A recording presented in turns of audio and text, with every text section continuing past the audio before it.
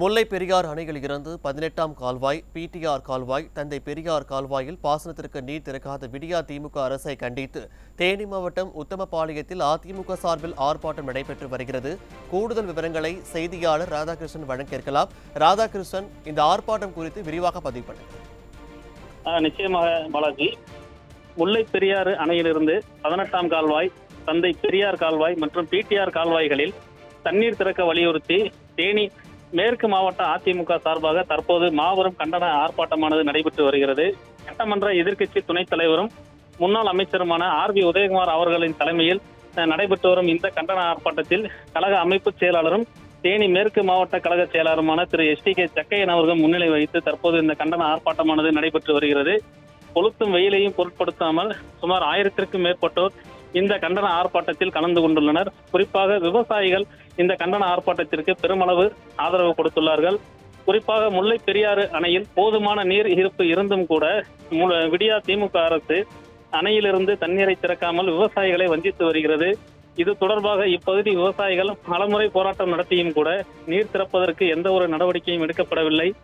இது குறித்து கழக பொதுச் செயலாளரும் சட்டமன்ற எதிர்க்கட்சி தலைவரும் முன்னாள் முதலமைச்சருமான எடப்பாடி பழனிசாமி அவர்களின் கவனத்திற்கு கொண்டு செல்லப்பட்டவுடன் உடனடியாக அதிமுக சார்பாக கண்டன ஆர்ப்பாட்டம் நடத்தப்படும் என்று அறிவித்தார். இதனைத் தொடர்ந்து இந்த கண்டன ஆர்ப்பாட்டமானது தற்போது உத்தமபாளையம் பொதுப்பணித்துறை அலுவலகம் அருகிலேயே நடைபெற்று வருகிறது. இந்த கண்டன ஆர்ப்பாட்டத்திற்கு இப்பகுதி விவசாயிகள் முழுமையாக ஆதரவு கொடுத்துள்ளார்கள். குறிப்பாக பெண்கள், ஆண்கள் என சுமார் 1000க்கும் மேற்பட்டோர் கொளுத்தும் வெயிலையும் பொருட்படுத்தாது குழுமியுள்ளனர். கடந்த அதிமுக ஆட்சியின் போது ஒவ்வொரு ஆண்டிலும் 18ஆம் கால்வாய், பிடிஆர் கால்வாய் மற்றும் தந்தை பெரியார் கால்வாய்களில் ஆண்டுதோறும் நீர் திறக்கப்பட்டது குறிப்பிடத்தக்கது. இந்த கால்வாய்கள் வழியாக நீர் திறக்கப்பட வேண்டி விவசாயிகள் போராட்டம் நடத்துவது இதுவே முதல் முறையாகும். இதுவரை ஆண்டுதோறும் தண்ணீர் திறக்கப்பட்டதால் எந்த ஒரு பிரச்சனையும் இல்லாமல் இருந்து வந்தது. தற்போது விவசாயிகள் தங்களுக்கு தேவையான நீரை கேட்டு பெறுவதற்காக போராட்டம் நடத்தக்கூடிய சூழல் நிலவுகிறது. குறிப்பாக உத்தமபாளையத்திலிருந்து போடி நாயக்கனூர் வரை உள்ள சுமார் 15,000 ஏக்கர் விவசாய நிலங்களுக்கு நீர் இல்லாமல் இருந்து வருகிறது. குறிப்பாக இப்பகுதியில் உள்ள 60க்கும் மேற்பட்ட கண்மாய்கள் மற்றும் 1200க்கும் மேற்பட்ட கிணறுகள் நிரம்புவதன் மூலமாக சுமார் 15,000 ஏக்கர் நேரடியாகவும் 50,000க்கும் ஏற்பட்ட ஏக்கர் விவசாய நிலங்கள் மறைமுகமாகவும் பாசன வசதி பெறும் வகையில் இந்த திட்டமானது அமைக்கப்பட்டுள்ளது. அதிமுக ஆட்சியில் கடந்த 10 ஆண்டுகளாக ஆண்டுதோறும் தவறாமல் திறக்கப்பட்டு வந்த நிலையில் செப்டம்பர் மாதமே திறக்கப்பட வேண்டிய தண்ணீரானது 2 மாதம் தாமதம் ஏற்பட்டு விவசாயிகள் பலமுறை போராட்டம் நடத்தியும் கூட திறக்கப்படாத சூழல் காரணமாக பிரதான எதிர்க்கட்சியான அதிமுக சார்பாக இன்று மாபெரும் கண்டன ஆர்ப்பாட்டம் நடைபெற்று வருவது குறிப்பிடத்தக்கது. பாலாஜி, விவரங்களுக்கு நன்றி ராதாகிருஷ்ணன். பாசனத்திற்காக நீர் திறக்காத விடியா திமுக அரசை கண்டித்து ஆர்ப்பாட்டத்தில் எதிர்க்கட்சி துணைத் தலைவர் ஆர்.பி. உதயகுமார் உரையாற்றி வருகிறார். அதன் நேரலை காட்சிகளை பார்க்கலாம். இன்றைக்கு அந்த உரிமை, நம்முடைய வாழ்வாதார உரிமை பறிபோய் கொண்டிருக்கிறது. இங்கே அருமையண்ணன் மாவட்ட கழகத்துடைய செயலாளர் நம்முடைய பொதுச் செயலாளருடைய கவனத்திற்கு கொண்டு சென்றார்கள். அண்ணா, முல்லை பெரியாறிலிருந்து 18ஆம் கால்வாய்க்கு தண்ணீர் திறக்கவில்லை, பிடிஆர் கால்வாய்க்கு தண்ணீர் திறக்கவில்லை, தந்தை பெரியார் கால்வாய்க்கு அங்கே தண்ணீர் திறக்காத காரணத்தினாலே நேரடியாக 14,000க்கும் மேற்பட்ட, மறைமுகமாக 50,000க்கும் மேற்பட்ட அங்கே பாசனங்கள் பாதிக்கப்படுகிறது. இந்த அரசு கண்டுகொள்ளாமல் இருக்கிறது, ஓரவஞ்சனையாக இருக்கிறது. அதை கண்டித்து இங்கே அனைத்து இந்திய அண்ணா திராவிட முன்னேற்ற கழகம் விவசாயிகளுக்காக வீதியிலே இறங்கி போராடுகின்றன.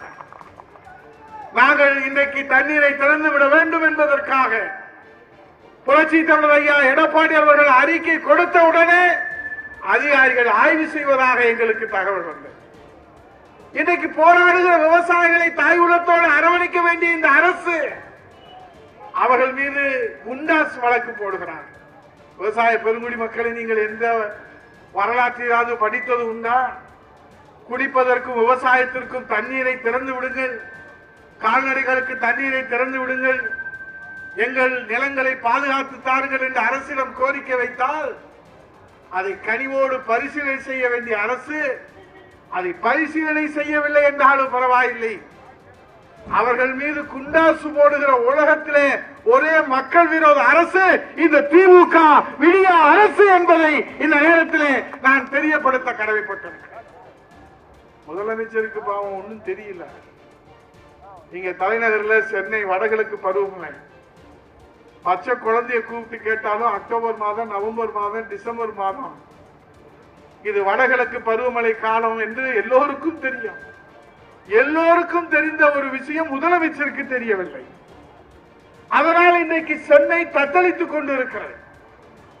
புரட்சி தமிழர் எடப்பாடியார் அவர்கள் இது போன்ற இந்த வெள்ள காலங்களிலே, பருவமழை காலங்களிலே உரிய ஆய்வுக் கூட்டங்களை மாவட்ட அளவிலே நடத்துவார்கள், மாநில அளவிலே நடத்துவார்கள், பொறுப்பு அமைச்சர்களை நியமிப்பார்கள், தெருவாரியாக அதிகாரிகளை நியமிப்பார்கள், கூடுதல் அதிகாரிகளை நியமிப்பார்கள், மண்டல குழுக்களை அமைப்பார்கள். எங்கெல்லாம் தாழ்வான பகுதி இருக்கிறதோ அங்கெல்லாம் கூடுதல் மீட்பு குழுக்களை அமைப்பார்கள். அதன் மூலமாக மழை பொழிகிற போது அந்த மக்களை பாதுகாப்பாக மீட்டெடுப்பதிலே இந்த நாட்டிலே முன்னுதாரணமாக இருக்கிற அரசு புரட்சி தமிழர் ஐயா எடப்பாடியார் தலைமையிலான அம்மாவுடைய அரசு. ஒரு உயிரிழப்பு இல்லாமல் வெள்ள காலங்களிலே பாதுகாப்பு கொடுத்திருக்கிறது. ஆனால் இன்னைக்கு இருக்கிற முதலமைச்சருக்கு அவரு ஆய்வு கூட்டம் நடந்து சொன்னா, பொறுப்பு அமைச்சர்களை போடுங்கன்னு சொன்னா அவர் போட்டிருக்கிறார், அவர் மேல தப்பு இல்லை. ஆனா வடகிழக்கு பருவமழைக்கு போடல. அவங்க மகன் உதயநிதி ஸ்டாலினுடைய சேலம் மாநாட்டுக்கு, அங்கே பட்டாபிஷேகம் சூட்டுகிற அந்த சேலம் மாநாட்டுக்கு அமைச்சர்கள் குழுவை அமைத்திருக்கிற இந்த முத்துவேல் கருணாநிதி ஸ்டாலின் உண்மையிலே மக்கள் மீது அக்கறை இருக்குமானால் இந்த சென்னையிலே 4 மாவட்டங்கள் பாதிக்கப்பட்டிருக்கிறது, அவர்களுக்கு நீங்கள் குழுக்கள் அமைத்திருக்க வேண்டும். இங்க நாங்க என்ன கேட்கிறோம்? 18ஆம் கால்வாயில தண்ணியை திறந்து விடுங்க. இங்க மட்டும் இல்ல, இங்கே தொடர்ந்து இங்கே மதுரையில போராட்டம், அங்கே நான்கையும் கூட அங்க மேலூர்ல போராட்டம், உசிலம்பட்டியிலே போராட்டம், அங்கே மதுரையிலே திருமங்கல தொகுதியிலே அங்கே போராட்டம் என்று எங்கு பார்த்தாலும் விவசாயிகள் போராடி கொண்டிருக்கிறார். இவரை காவேரியிலிருந்து தண்ணீர் வாங்கி கொடுப்பதற்கும் கையாளாத அரசு இங்க இருக்கிற தண்ணீரையாவது திறந்து விடுங்கன்னு சொன்னா அதுக்கு வக்கு இல்லை. நான் கேட்கிறேன், முத்துவேல் கருணாநிதி ஸ்டாலின் அவர்களை நீங்கள் ஆட்சி பொறுப்பேற்று இந்த 32 மாதங்களிலே ஒரு முறையாவது இந்த முல்லை பெரியாறிலே 142 அடி நமக்கு உச்ச நீதிமன்றம் கொடுத்து இன்றைக்கு புரட்சி தலைவி அம்மாவுடைய விவசாயிகள் உரிமையை பெற்றுக் கொடுத்தார்களே, அந்த உரிமையை காப்பாற்றுவதற்கு ஒரு முறையாவது வாய் திறந்து பேசியிருக்கிறாரா? அவருக்கு தான் நேரமே இல்லையா? ஏன் நேரம் இல்லை? அவங்க மகனை இன்றைக்கு அதிகாரத்திலே உட்கார வைக்கின்ற வாரிசு அரசியலுக்கு மகுடம் சூட்டுகிற அந்த வேலையை அவருக்கு போதுமானதாக இருக்கிறது. ஆகவே விவசாயிகளை பற்றி அக்கறை இல்லை, மக்களை பற்றி அக்கறை இல்லை, மாணவர்களை பற்றி அக்கறை இல்லை. இன்றைக்கு வெள்ளத்திலே அடித்து சென்று கொண்டிருக்கிறார்கள். ஆகவேதான் இன்றைக்கு இருக்கக்கூடிய முத்துவேல் கருணாநிதி ஸ்டாலின் இருக்கிற வரை விவசாயிகளுக்கு தீர்வு கிடைக்காது. அப்ப நீங்க கேட்கலாம், தம்பி உதயகுமார், அப்படின்னா யாரு வந்தா தீர்வு கிடைக்கும்? இதுக்கு விட நான் சொல்ல தேவையில்லை, நீங்களே சொல்லுவீங்க. நமக்கு புரட்சி தமிழர் ஐயா எடப்பாடியார் மீண்டும் முதலமைச்சராக, விவசாய முதலமைச்சராக பொறுப்பேற்றால்தான் இந்த விவசாயிகளுடைய கோரிக்கை, தமிழகத்துடைய ஜீவாதார உரிமைகள் இன்னைக்கு காவேரியிலே அந்த டெல்டா பகுதியிலே அந்த விவசாயிகள் பாதிக்கப்பட்டவுடன் நான் சத்தியமாக சொல்லுகிறேன், முதலாக களத்தில் நின்று போராடிய எதிர்க்கட்சி தலைவர் முன்னாள் முதலமைச்சர் புரட்சி தமிழர் ஐயா எடப்பாடியார் அவர்கள். அங்கே நாகப்பட்டினம், திருவாரூர், தஞ்சாவூர், மயிலாடுதுறை எல்லா மாவட்டங்களும் விவசாயிகளுக்காக நீங்கள் இன்றைக்கு குறுவை சாகுபடியிலே கூட இன்சூரன்ஸ் செய்வதற்கு அரசு முன்வரவில்லை. இன்றைக்கு சம்பாவும் போச்சு. அந்த மக்களுக்கு உரிமை குரல் எழுப்பியவர் நம்முடைய புரட்சி தமிழர் எடப்பாடியார் அவர்கள். தலைநகர் சென்னையிலே வெள்ளம் சூழ்ந்த போது வேஷ்டியை மடித்து கட்டிக்கொண்டு தண்ணீரிலே இறங்கி அந்த மக்களுடைய கண்ணீரை துடைத்த தலைவர் நம்முடைய புரட்சி தமிழர் ஐயா எடப்பாடியார் அவர்கள். நம்ம எடப்பாடியார் போனதுக்கு பிறகுதான் மற்ற கட்சியெல்லாம் வர்றாங்க. ஆளுகிற கட்சியே நிவாரணம் கொடுப்பதற்கு யோசனை பண்ணிட்டு இருந்தாங்க. இன்னும் அறிவிச்ச 6000 ரூபாயை இன்னும் 10 நாள் கழிச்சு தடையின்றாங்க. ஆனால் முதலாக அனைத்து இந்திய அண்ணா திராவிட முன்னேற்ற கழக தொண்டர்கள் களத்திலே இறங்கி தண்ணீரிலே மிதந்து கொண்டிருக்கிற மக்களின் கண்ணீரை துடைக்க வேண்டும், தொண்டர்கள் களம் காண வேண்டும் என்று அறிவித்த தலைவர் நம்முடைய புரட்சி தமிழர் ஐயா எடப்பாடியார் என்பதை இன்னைக்கு நான் எச்சரிக்கையாக சொல்லுகிறேன். இவர் அறிக்கை கொடுத்ததுக்கு அப்புறம் தான் சில பேர் அறிக்கை கொடுக்கிறாங்க. அப்பதான் தூங்குனவங்க தூங்கி எந்திரிக்கிறாங்க. விவசாயிகள் தினந்தோறும் போராடி கொண்டே இருக்கின்றார். அதைத்தான் அருமையான எஸ்.டி.கே. ஜக்கீன் அவர்கள் சொன்னார். இது சட்ட ஒழுங்கு சந்திச்சிருக்குது.